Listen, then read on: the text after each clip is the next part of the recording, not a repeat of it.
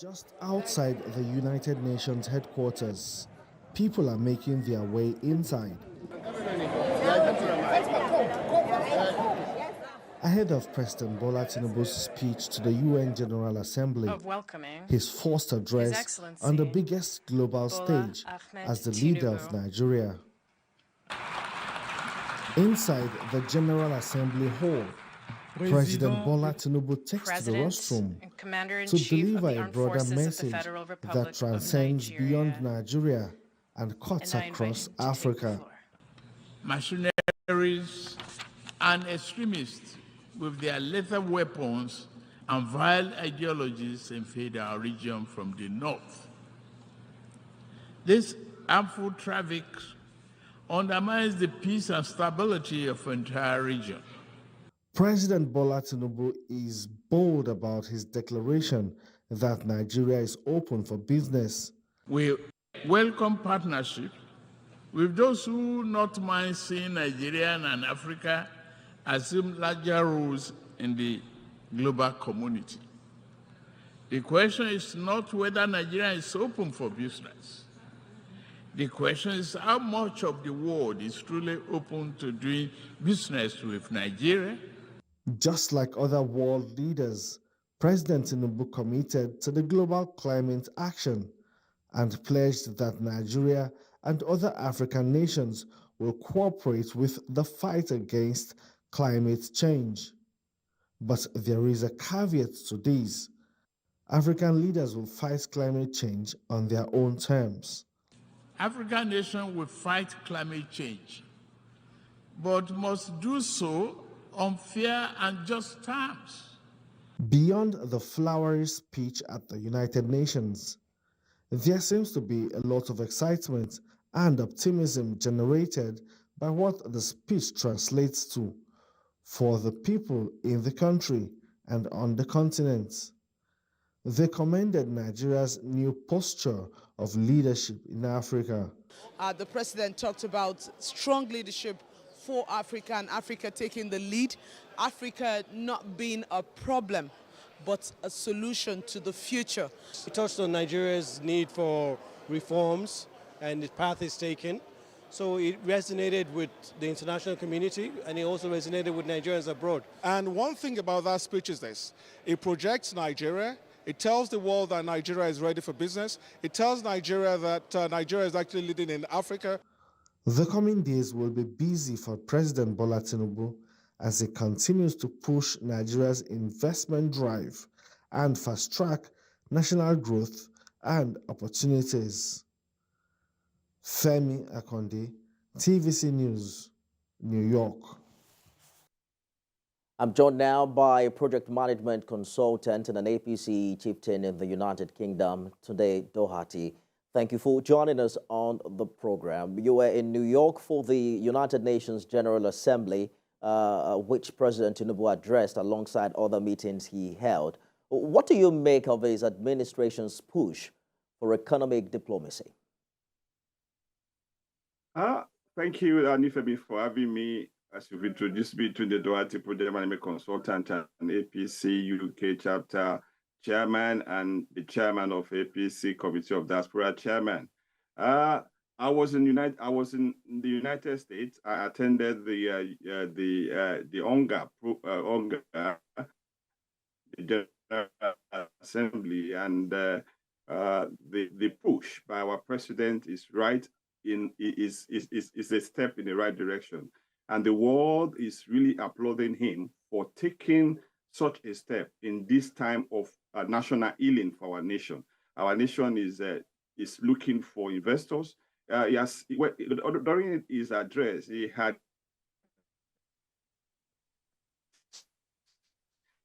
seek for genuine in the global space, and he has promised a very great, a very stable and enabling environment for all to come in and invest in Nigeria.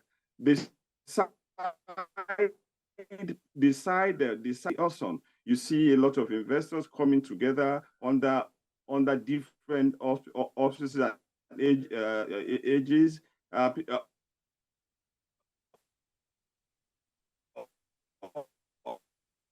we through the APC organization in the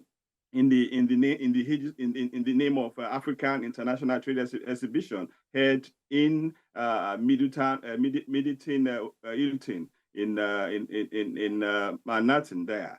It was a very great opportunity for us to meet with great investors, bank executives, both national, international, and global financial experts. We met with global trade genius, people that are ready to invest billions of dollars into the Nigeria economy. And you can see the governors, the ministers making pact and signing MOU and memorandum at this same event. It was a very great time in New York. New York was agog with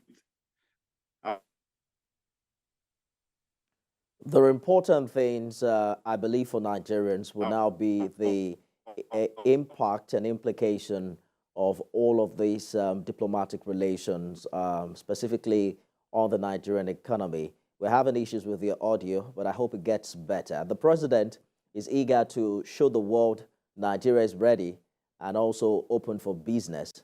But how do you think this message has been received in the United Kingdom, for instance? The United Kingdom too, we are getting set to hold similar, to have a similar opportunity to get investors around the table with the president, and that is going to happen very shortly. We, in our part, are collaborating with various investment agencies, various organizations who are willing and ready to invest in Nigeria, who are willing and ready to take their businesses to Nigeria, especially in the area of agriculture and in the area of mining. And there are quite a lot of businesses in the United Kingdom. There are quite a lot of support that are open to Nigerians to take advantage of and get it integrated into the system. With this too, we have quite a lot of enormous resources. Human resource, we have it in the creative industry, in the extract industry, in every industry that you can talk about. So definitely in United Kingdom, we are ready and willing, and we are already making preparation towards a replica of what has happened in the United States of America during the United Nations General Assembly. Our president has impressed the world. Our president, everybody is applauding him for all he has been, for what he has taken over. When you say everybody, let's talk about people's perception on his global engagement. It might not be completely accurate to say everyone agrees with these decisions in this regard. There are those, for instance, who say the priority for the country right now should be tackling foundational issues like insecurity, the infrastructure deficit, poor governance, and the inefficient institutions before inviting foreign investors, so to speak. What's your thoughts on this? Definitely, all those things you have mentioned, security, inequality, poverty, and all of that. Yes, the president is really addressing such issues. We know that it's not easy, but you cannot let one off for the other, because when all those primary issues are resolved, you still need those investment that will come in to help generate the foreign currency, the foreign direct investment that we need to boost our foreign reserve, to boost our economy, and to strengthen our monetary power. The infrastructure are being addressed, the insecurity are being addressed, and definitely those that will come and invest and are ready to, are willing, and are really looking at those things as a disadvantage to the nation, will see that yes, while tackling that, they have an advantage now that we have a proactive leadership in the person of our President Asiwaju Bola Ahmed Tinubu, who is making all the effort to attract people and making the country safe for investment. Yes, it's not easy right now in Nigeria. We know that. We know even in the global space, everything is not easy. But definitely, we have to be patient. We have to be patient. We have to support the president while he is combating all these menaces within our nation, so that the investors will have a place that they can be rest assured, where they will take little risk, and that risk could be mitigated by the struggle and what the president is doing every day in Talking order about in the order to stem suitable, insecurity, having a provide suitable enablement environment in order to provide. for investment. I don't know if you do business back at home, but I know you come to Nigeria quite often. What's your assessment of the ease of doing business here in such a way that can enhance all of these potential investments that we're hearing about as a result of Mr. President's trips abroad? Definitely, I do business at home, and I know it's tough, and I know that it could be, it will get better. But the thing is that we must not lose hope. We must be focused, and we must be ready to support our president. He started, he has started in a good note, and he meant well for Nigeria. So therefore, whatever we are passing through today, we should all support, so that we make it a reference point tomorrow that he did very well for the buoyancy, for the economic grace that we'll be having in the future. Doing business home today, we know the exchange rate and all of that, but I can tell you that at the end of the day,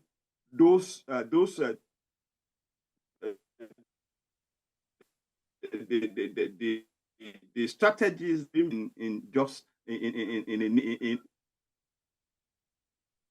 no time. All right. So the federal government, as we speak, is actively appealing with organized labor who are due for a nationwide strike on the 3rd of October. And that speaks to, how labor is reacting to some of the policies of this administration and its direct impact on the welfare of the people. But talk to us about what the perception of the Tinubu presidency is in the United Kingdom where you are. The perception is good. We are happy. We are happy here. We are good. We are ready to work with him, and everybody is very positive. The way he has started, his administration. He has been traveling since then to attract people, to give Nigeria a brand economic destination to the world. Here in the UK, a lot of people are prepared, a lot of businesses are prepared. Even individually, we are prepared to get into the system and work. Currently, as we speak, we are trying to coordinate with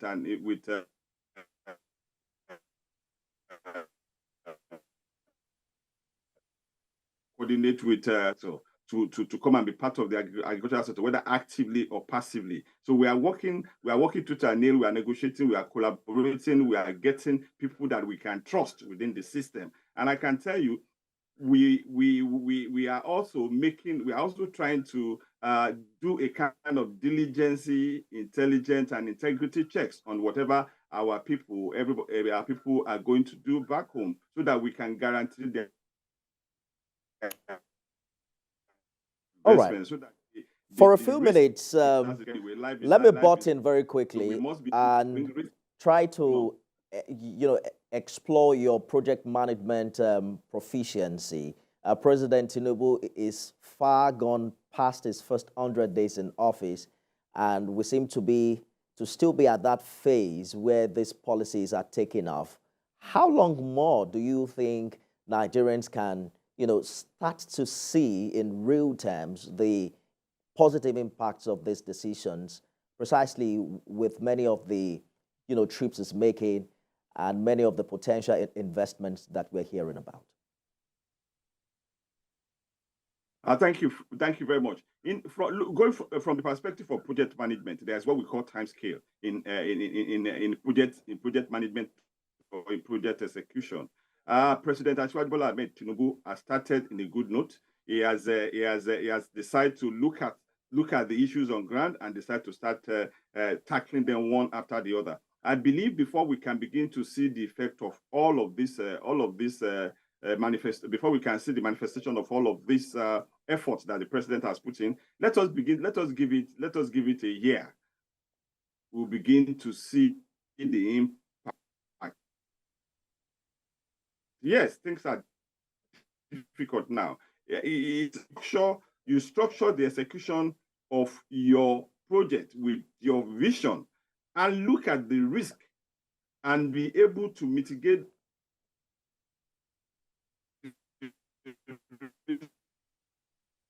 and reducing insecurity in the country and making sure that the infrastructures are there and creating the enabling environment.